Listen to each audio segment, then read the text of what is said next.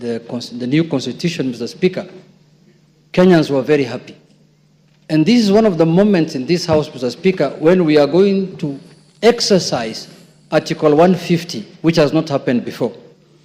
So, Mr. Speaker, this is a very, very important matter for this nation, Mr. Speaker, that is being exercised through this House. But having said, Mr. Speaker, as you're aware, there are members from our side and members from the other side who have signed to this petition, to this motion, Mr. Speaker. And, Mr. Speaker, I wanted to get your assurance as the boss of this House, as the leader of this House, as the Speaker of this House, Mr. Speaker, that the 291 members of Parliament who have signed to this motion, Mr. Speaker, their safety and security will be guaranteed, Mr. Speaker. Because the motion does not end at the tabling, at the notice of motion today.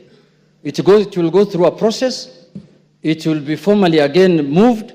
Members will debate and members will vote on it.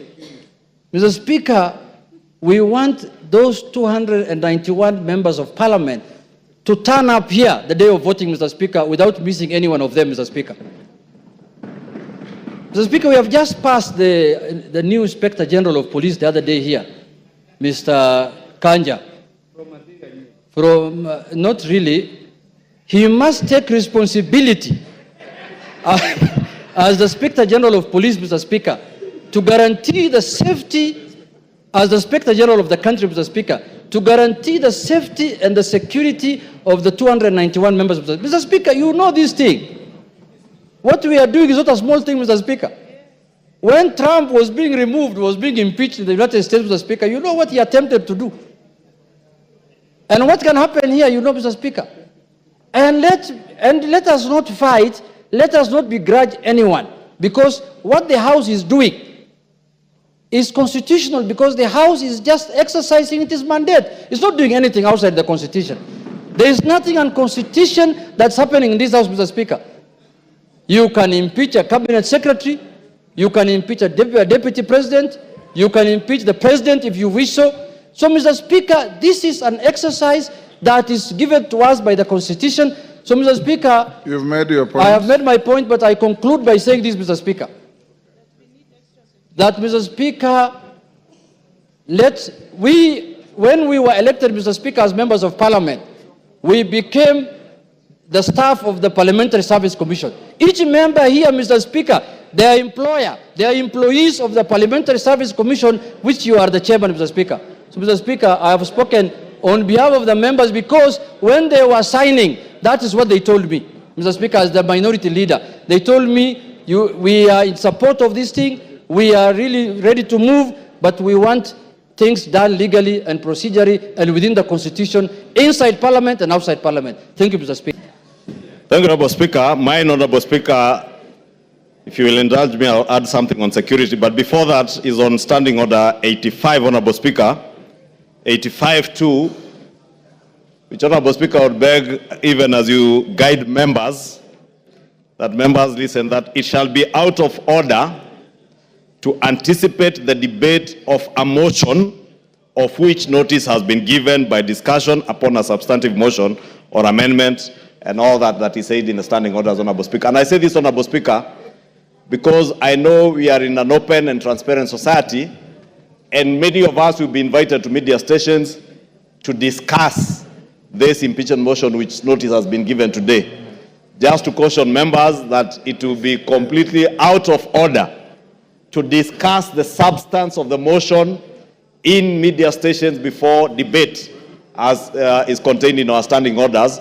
So when we're invited to media stations, maybe we be guarded in what we discuss, so that we do not go into the substance of the motion until we are done with debate. After debate, Honourable Speaker, we are all at liberty to discuss, and that includes, Honourable Speaker, both those who have appended their signatures, like myself, and the other few who have not appended their signatures, Honourable Speaker. There are 58 members who have not appended their signatures. Honourable Speaker, just to add on to what the Honourable Farah and Honourable Junet have said, Honourable Speaker, the security of members of Parliament is paramount.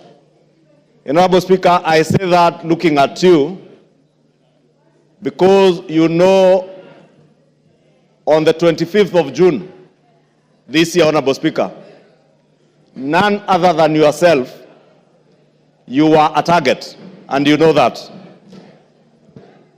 And not a target for harm, but a target for elimination based on the position you hold as Speaker and the ranking order should anything happen to the President or the Deputy President, Honorable Speaker. Honorable Speaker, I want to beg that you take with a little more weight the issues raised by Honorable Junet and Honorable Farah Maalim, because, Honorable Speaker, we have seen it on social media.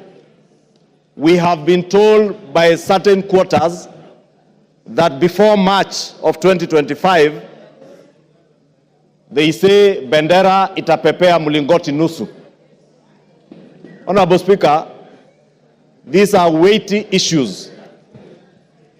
And I hear what the Honorable Farah Maalim is saying on the security of the President, and we have no business to advise the Inspector General and the Director of the National Intelligence Service on what to do.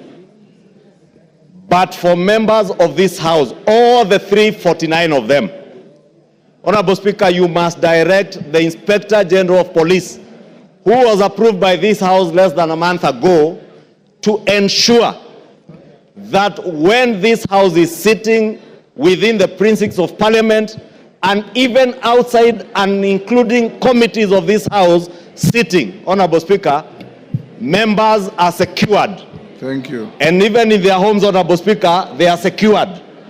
Because, Honorable Speaker, I say this, being privy to the information that I was privy to and you are privy to on the 25th of June, and knowing, Honorable Speaker, that as Honorable Junet has said, we are not dealing with an ordinary matter, we are not dealing with an ordinary man, we are dealing with a black man with a very black heart.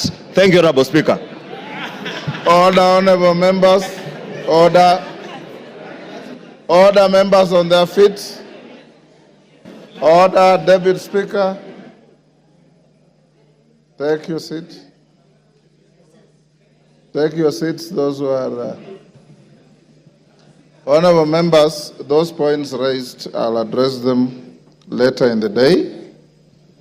I want to direct members of the House Business Committee to retreat to room 9 so that we can have House Business Committee to address, among other things, the process of disposing of this motion in the shortest time possible so that we don't maintain anxiety unnecessarily, and the issues that you have raised about public participation and others.